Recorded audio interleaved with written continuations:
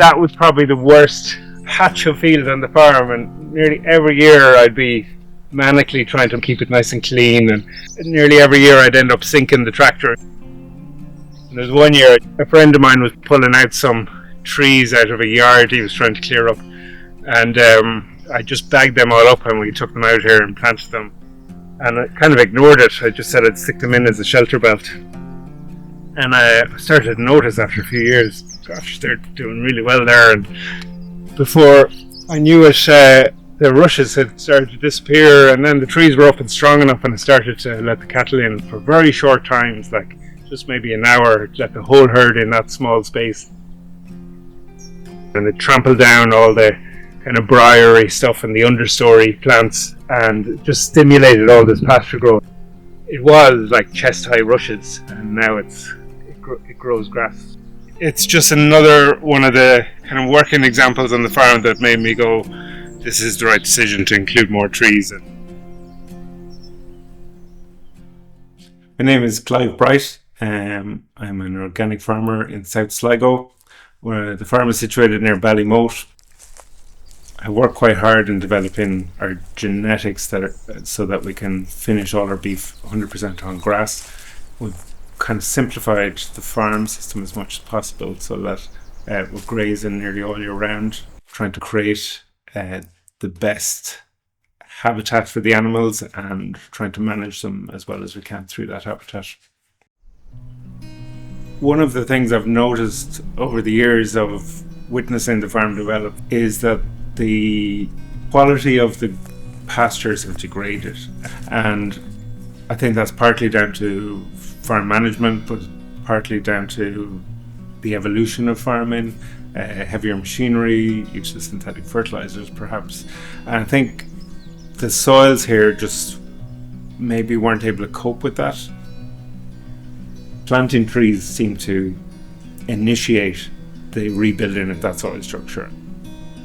I think actually what's happened, if you take a big step back, that this was probably wooded landscape 400 years, 1,000 years ago, and as that was cleared and it was farmed gently for years and mixed farming and all that kind of thing, it did okay, but it was actually slowly degrading all the time.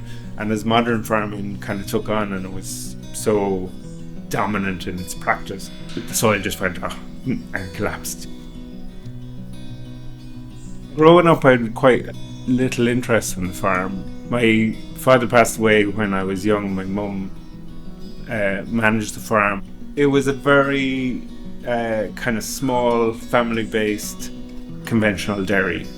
We were spreading fertilizer and we were spraying and we were doing all those things, but probably not enough to be productive, but enough to do little bits of kind of damage, I would say. I wanted to be an artist, and I went to art college. I was having painting exhibitions and I lived as an artist all the way through the Celtic Tiger. And then I just made the farm a whole design project. Anything that was annoying me or was too hard work, I questioned. And that actually kind of aligned with this idea that the more you farm in line with nature, the easier things get, because nature does all the heavy lifting.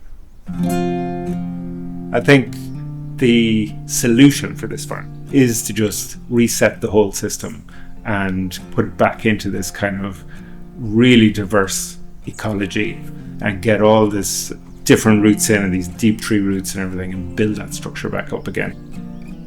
Together with all that, I found that livestock just love being in that habitat. Like this kind of neat, clean fields with the monoculture of grass is a really vulnerable place to put animals. They require more for a stable and kind of perpetual habitat for themselves. And the simpler we make that system, the simpler that farmed landscape is, the harder the work is, the harder the input. At the moment we're planting nearly 23 hectares of agroforestry. It's a big landscape change. All the tree planting and stuff we do, we rely heavily on natives because they work. Like, for example, in all the wetter areas we plant a lot of alder and birch and willow, because if you plant anything else it'll fail. My fundamental future goal for the whole farm, to be this kind of resilient, diverse place, is based on simple ecology. It's based on my observations of the land. It's based on just the habitat I want to create for those animals. And it's really exciting.